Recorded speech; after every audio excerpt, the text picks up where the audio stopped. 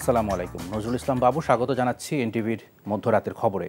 Crown cement শিরোনাম দেখছিলেন, এবার পুরো খবর। ক্ষমতায় টিকে থাকতে অসুস্থ প্রতিযোগিতা শুরু হয়েছে বলে অভিযোগ করেছেন বিএনপি মহাসচিব মির্জা ফখরুল ইসলাম আলমগীর। তিনি বলেন, ছাত্র জনতার গণ অভ্যুত্থান পরবর্তী সময়ে সবাই ঐক্যের জায়গা থেকে সরে যাচ্ছে। কেউ কেউ দেশে বিভক্তি ও বিভাজন সৃষ্টি করতে চায় অভিযোগ করে মির্জা ফখরুল বলেন, এ থেকে বিভ্রান্ত হওয়া যাবে না। বৃহস্পতিবার রাজধানীতে এক অনুষ্ঠানে তিনি এসব কথা বলেন। হাসান মাহমুদের report. BNP chairperson Begum Khaleda জিয়ার বিরুদ্ধে Zia orphanage trust, Zia charitable trust মামলাসহ দায়ের হওয়া মামলাগুলোতে আদালতে দেয়া তাঁর বক্তব্য নিয়ে প্রকাশিত বই রাজবন্দির জবানবন্দি বইটির মোড়ক উন্মোচন করা হয়। বিএনপি চেয়ারপারসনের গুলশান কার্যালয়ে মোড়ক উন্মোচন অনুষ্ঠানে দলের মহাসচিব বলেন, দীর্ঘ নির্যাতন নিপীড়নে কারাবন্দিত্বের মধ্য দিয়ে গণতন্ত্রের জন্য সংগ্রাম করে গেছেন খালেদা জিয়া। তিনি বলেন, বর্তমানে অনেকেই ক্ষমতার জন্য অসুস্থ প্রতিযোগিতা করছেন। হাসিনা চলে যাওয়ার পর থেকে, পালানোর পর থেকে আমরা কেন জানি না নিজেদেরকে আবার সেই পুরো বিশ্বাস ফিরিয়ে আনতে পারছি না, ঐক্যের জায়গাটাতে থাকতে পারছি না। কি দুর্ভাগ্য যে এখন যেটা শুরু হয়েছে এটাকে আমি মনে করি এতটুকু সুস্থ ব্যাপার না, অসুস্থ একটা প্রতিযোগিতা শুরু হয়েছে ক্ষমতায় টিকে থাকবার জন্য। মির্জা ফখরুল বলেন, 5 আগস্ট পরবর্তী সময়ে ঐক্যের জায়গায় এখনও ঘাটতি রয়ে গেছে। আলোচনায় অংশ নিয়ে অনলাইন অ্যাক্টিভিস্ট, প্রথিতযশা সাংবাদিক, লেখকরা বলেন, বিভাজনে বিভ্রান্ত হওয়া যাবে না। বিভক্তির রাজনীতি যেন আমরা না করি। এখন যেটা প্রয়োজন, সবচেয়ে বেশি প্রয়োজন দেশকে বাঁচানোর জন্য, গণতন্ত্রকে ফিরে পাওয়ার জন্য ঐক্য। তারা কেন জেলে থাকবে? তাদেরকে বের করে আনতে হবে, নেতা কর্মী সবাইকে বের করে আনতে হবে। একটা নির্বাহী আইন বা জরুরি আইন করে বিএনপির সকল নেতাকর্মী এবং সকল রাষ্ট্রবন্দীদের জেল থেকে এখনই মুক্ত করা হচ্ছে। বিচারিক কার্যক্রমে শুনানির মাধ্যমে ন্যায় বিচার প্রতিষ্ঠিত হবে। সবাই জানবেন, শুনবেন, দেখবেন আমাদের নেত্রী বেগম খালেদা জিয়া কোনো অন্যায় করেননি। সবাইকে ঐক্যবদ্ধ থাকার আহ্বানও জানান তারা। Hasan Mahmud, NTV news, Dhaka.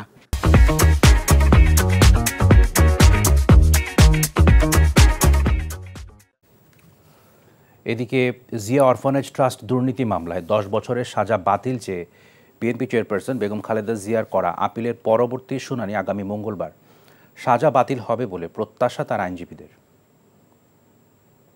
Without any evidence, without any record, without any তথ্য প্রমাণ কোনো কিছুই ছিল না এই নিম্ন আদালতের জাজমেন্টের মধ্যে। তারপরেও আপনার হাইকোর্ট বিভাগ, এটা অত্যন্ত দুঃখের বিষয়, ঘৃণার বিষয়, হাইকোর্ট বিভাগ ট্রায়াল কোর্ট দিয়েছিল 5 বছর সাজা, হাইকোর্ট দিয়েছিল 10 বছর।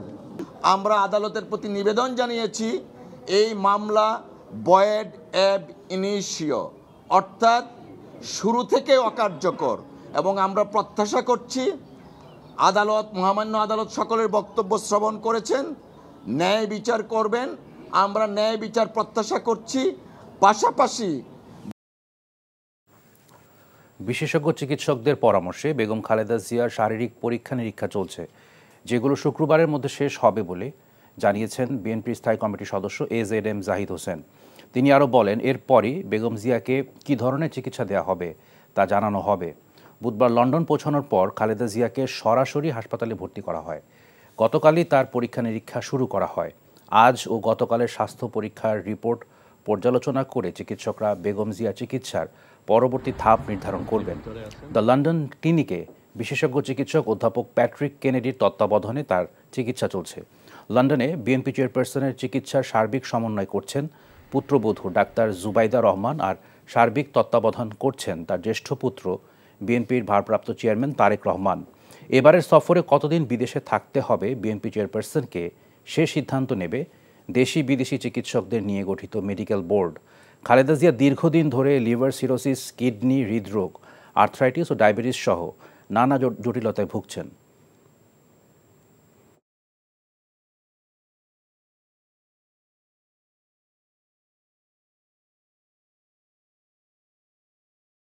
আমরা আশা করছি হয়তো কালকে পরশুর মধ্যেই তাদের পরীক্ষা নিরীক্ষা পর্ব যেটি আছে সেটি ইনশাআল্লাহ সমাপ্ত হবে। তারপরেও যেহেতু উইকেন্ড গেল, লং উইকেন্ড গেল, অনেকেই এখনো বেশ কয়েকজন কনসালটেন্ট এখনো অন লিভ আছে, কাজে ওনারাও আসবেন, ওনাকে দেখবেন, দেখে পরবর্তীতে ওনার স্বাস্থ্যের পরবর্তী চিকিৎসা পদ্ধতি কী ধরনের হবে সে ব্যাপারে ওনারা সিদ্ধান্ত জানাবেন এবং সে অনুযায়ী ওনারা সুপারিশ করবেন। 15 জানুয়ারির মধ্যে জুলাই ঘোষণাপত্র তৈরি হচ্ছে না। আগামী সপ্তাহে ঘোষণাপত্র প্রকাশের দিনক্ষণ জানা যাবে বলে জানিয়েছেন অন্তর্বর্তীকালীন সরকারের উপদেষ্টা মাহফুজ আলম। সংবাদ ব্রিফিংয়ে তিনি আরও বলেন, সংবিধান সংস্কার বা বাতিলের বিষয়ে সব পক্ষের ঐকমত্যের ভিত্তিতে সিদ্ধান্ত হবে। এ সময় প্রধান উপদেষ্টার প্রেস সচিব শফিকুল আলম জানান, আগামী মাসের মধ্যে সকল শিক্ষার্থীর কাছে পাঠ্যপুস্তক পৌঁছে যাবে। নাজিবুর রহমানের রিপোর্ট। রাজধানীর ফরেন সার্ভিস একাডেমিতে এক সংবাদ সম্মেলনে অন্তর্বর্তীকালীন সরকারের উপদেষ্টা মাহফুজ আলম জানান, জুলাই ঘোষণাপত্র প্রণয়নের দিনক্ষণ সব পক্ষের ঐক্যমতের ভিত্তিতে তা তৈরির কথাও বলেন তিনি। কবে এই ঘোষণাপত্র, কিভাবে এই ঘোষণাপত্র প্রকাশিত হবে অথবা ঘোষিত হবে সেই সম্বন্ধে সরকার আগামী সপ্তাহের মধ্যেই সবার সাথে পরামর্শ ভিত্তিতে সর্বসম্মতিক্রমে সিদ্ধান্তটি জানাবে। সংবাদ সম্মেলনে উঠে আসে জাতীয় নির্বাচন ও সংবিধান সংস্কারের বিষয়টিও।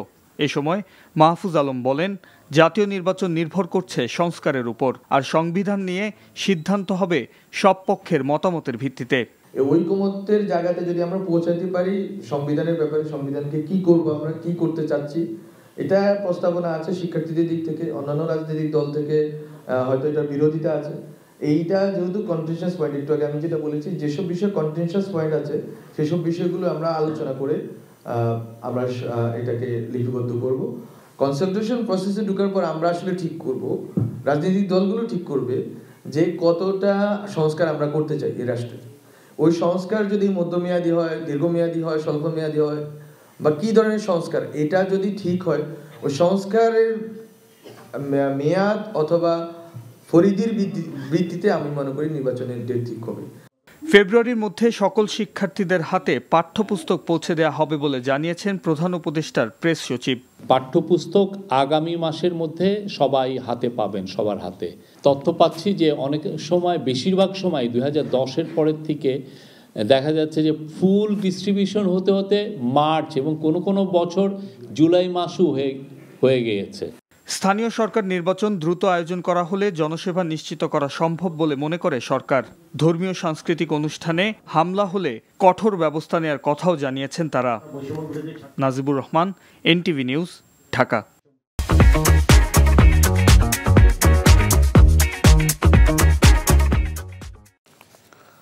জুলাই অভ্যুত্থানের ঘোষণাপত্রে শহীদদের রাষ্ট্রীয় স্বীকৃতি, বৈষম্য বিরোধী ছাত্র আন্দোলনের নেতৃত্ব, পরিষ্কার উল্লেখ সহ 7 দফা দাবিতে গণসংযোগ ও লিফলেট বিতরণ করেছে জাতীয় নাগরিক কমিটি ও বৈষম্য বিরোধী ছাত্র আন্দোলন। শুক্রবার বিকেলে রাজধানীর ধানমন্ডির রবীন্দ্র সরোবরে গণসংযোগ করা হয়। এর আগে শাহবাগ, পল্টন, শান্তিনগর সহ রাজধানীর বিভিন্ন এলাকায় জনসাধারণের মাঝে লিফলেট বিতরণ করে জাতীয় নাগরিক কমিটি ও বৈষম্য বিরোধী ছাত্র আন্দোলন। এ সময় জাতীয় নাগরিক কমিটির আহ্বায়ক নাসির উদ্দিন পাটোয়ারি সরকারকে সব ধরনের সংস্কারের ওয়াদা ঘোষণাপত্রে উল্লেখ করার দাবি জানান। সরকারকে অতি দ্রুত জুলাই প্রোক্লেমেশন ঘোষণার দাবি জানিয়েছেন বৈষম্য বিরোধী ছাত্র আন্দোলনের সমন্বয়ক রিফাত রশিদ। বুধবার থেকে শুরু হয়ে সপ্তাহব্যাপী দেশ জুড়ে এই কর্মসূচি চলবে বলে জানানো হয়। উত্তরা পূর্ব থানা থেকে পালিয়েছেন জুলাই হত্যার মামলায় গ্রেফতার হওয়া সাবেক ভারপ্রাপ্ত কর্মকর্তা শাহ আলম। তিনি এই থানারই সাবেক ওসি ছিলেন। এই ঘটনায় থানার একজন এএসআইকে সাময়িক বরখাস্ত করা হয়েছে। গতকাল বুধবার মধ্যরাতে কুষ্টিয়া পুলিশ লাইন্স থেকে তাকে গ্রেফতার করেছিল উত্তরা পূর্ব থানার একটি দল, কিন্তু এরপর সেখান থেকে ঢাকা আনলেও কয়েক ঘন্টা আটকে রাখা যায়নি তাকে। বৃহস্পতিবার দুপুরে থানা পুলিশের হেফাজত থেকে পালিয়েছেন তিনি। ওসি শাহ আলম বৈষম্য বিরোধী ছাত্র আন্দোলন চলাকালীন শেষ সময়ে উত্তরা পূর্ব থানার ভারপ্রাপ্ত কর্মকর্তা হিসেবে দায়িত্ব পালন করেছিলেন। সর্বশেষ তিনি ইন সার্ভিস ট্রেনিং সেন্টারে পরিদর্শক কুষ্টিয়ায় কর্মরত ছিলেন। গত বছরের 2রা সেপ্টেম্বর বৈষম্য বিরোধী ছাত্র আন্দোলনকে কেন্দ্র করে দায়ের হওয়া একটি হত্যা মামলায় আসামি করা হয় তাকে।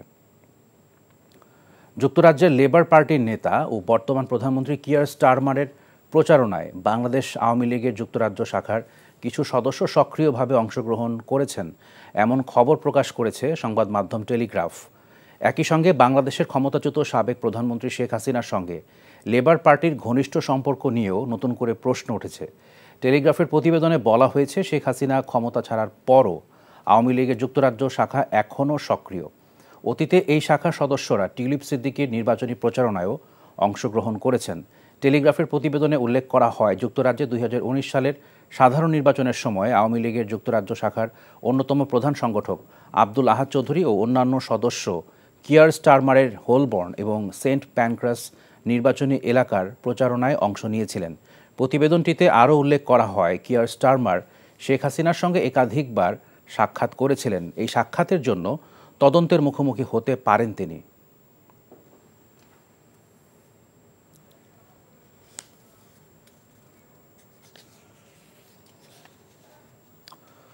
উত্তরা পূর্ব থানা থেকে পালিয়েছেন জুলাই হত্যার মামলায় গ্রেফতার হওয়া সাবেক ভারপ্রাপ্ত কর্মকর্তা শাহ আলম।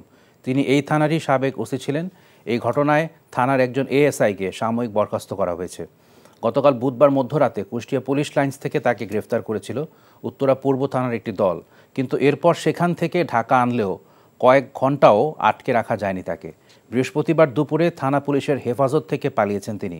ওসি শাহ আলম বৈষম্য বিরোধী ছাত্র আন্দোলন চলাকালীন শেষ সময়ে উত্তরা পূর্ব থানার ভারপ্রাপ্ত কর্মকর্তা হিসেবে দায়িত্ব পালন করেছিলেন। সর্বশেষ তিনি ইন সার্ভিস ট্রেনিং সেন্টারে পরিদর্শক কুষ্টিয়ায় কর্মরত ছিলেন। গত বছরের 2রা সেপ্টেম্বর বৈষম্য বিরোধী ছাত্র আন্দোলনকে কেন্দ্র করে দায়ের হওয়া একটি হত্যা মামলায় আসামি করা হয় তাকে। 3100 কোটি টাকার অস্বাভাবিক লেনদেন ও 19 কোটি টাকার অবৈধ সম্পদ অর্জনের অভিযোগে ফরিদপুর 4 আসনের সাবেক সংসদ সদস্য নিক্সন চৌধুরী ও তার স্ত্রী তারিন হোসেনের বিরুদ্ধে মামলা করেছে দুদক। বৃহস্পতিবার বিকেলে সংবাদ সম্মেলনে দুদক মহাপরিচালক মোহাম্মদ আক্তার হোসেন এ তথ্য জানান। তিনি আরও জানান, নরসিংদী 2 আসনের সাবেক সংসদ সদস্য আনোয়ারুল আশরাফ খান ও তার স্ত্রীর বিরুদ্ধে অবৈধ সম্পদ আয় ও অস্বাভাবিক লেনদেনের অভিযোগে মানি লন্ডারিং আইনে মামলা দায়ের করেছে সংস্থাটি। এছাড়া নামে বেনামে ব্যাংক অ্যাকাউন্ট খুলে সাবেক মন্ত্রী সংসদ সদস্যরা যে অস্বাভাবিক লেনদেন করেছেন তার সাথে কোনো ব্যাংক কর্মকর্তারা জড়িত থাকলে তাদেরকেও আইনের আওতায় আনা হবে বলে নিশ্চিত করেন দুদক মহাপরিচালক।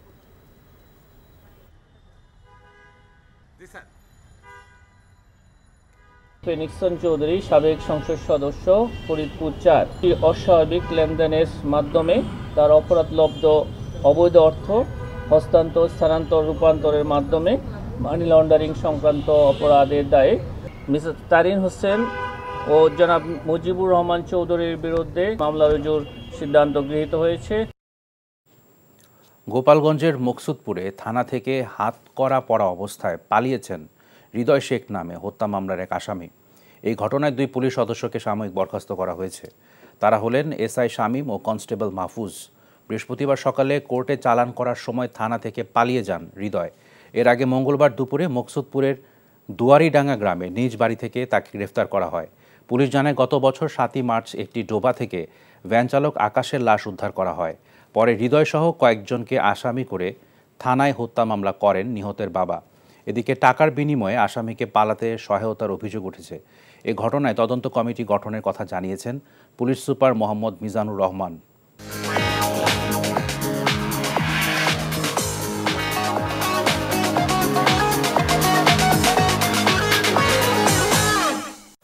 নগদ নিবেদিত অর্থনীতির খবর। দেশের পুঁজি বাজারে স্থিতিশীলতা ফেরাতে সংস্কার করা সহ দীর্ঘমেয়াদী পরিকল্পনা গ্রহণ করা হয়েছে। বিনিয়োগকারীদের আস্থা ফেরাতে শেয়ার বাজারে স্থিতিশীলতা জরুরি। এজন্য মার্কেটে ভালো শেয়ার ও নতুন আইপিও আনা দরকার। বৃহস্পতিবার দুপুরে রাজধানীর ঢাকা ক্লাবে ঢাকা স্টক এক্সচেঞ্জ ডিএসসি আয়োজিত সংবাদ সম্মেলনে এসব কথা বলেন বক্তারা।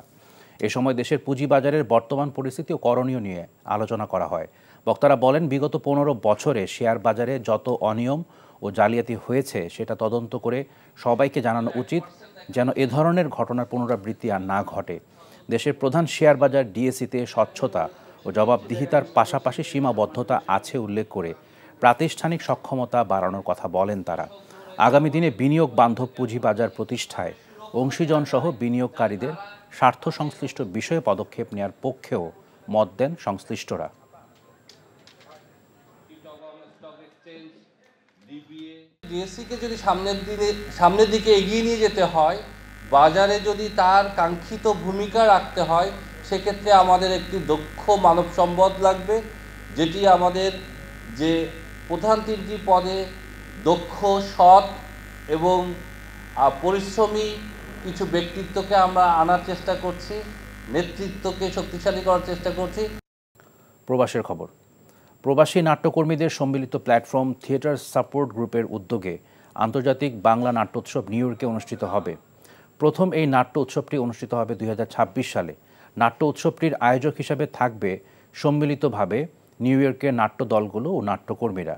নিউ ইয়র্কের জ্যাকসন হাইটসের জুইস সেন্টারে আন্তর্জাতিক অভিবাসী নাট্য উৎসবের অফিসিয়াল লোগো অবমুক্ত করা হয়েছে। আয়োজকরা বলেন 2026-এর অক্টোবরে অনুষ্ঠিত হবে এই উৎসব। উৎসবে ইউএসের নাট্য দলগুলো ছাড়াও 5টি দেশ থেকে অংশ নেবে 16টি নাট্য দল। উৎসবে বিভিন্ন দলের নাট্য প্রদর্শনীর পাশাপাশি কাউন্সিল অধিবেশন, সেমিনার, র্যালি, সাংস্কৃতিক মেলা, নাট্য কর্মশালা সহ নানান কর্মকাণ্ড অন্তর্ভুক্ত থাকবে।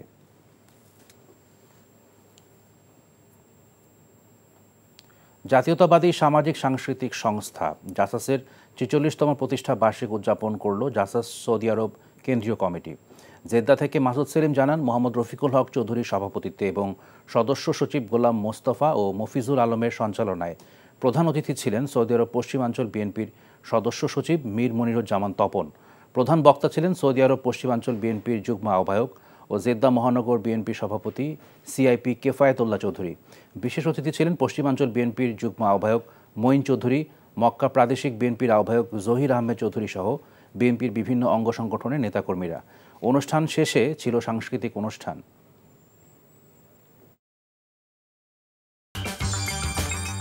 এই ছিল মধ্যরাতের খবরে। এই খবরের ভিডিও সহ আপডেট জানতে ভিজিট করুন এনটিভি অনলাইন www.ntvbd.com। এছাড়াও এনটিভির জনপ্রিয় সব অনুষ্ঠান ও খবরের আপডেট জানতে ভিজিট করুন আমাদের ইউটিউব ও ভেরিফাইড ফেসবুক পেজ। সকাল 7:30টায় সকালের খবর দেখার আমন্ত্রণ রইল। ধন্যবাদ সবাইকে।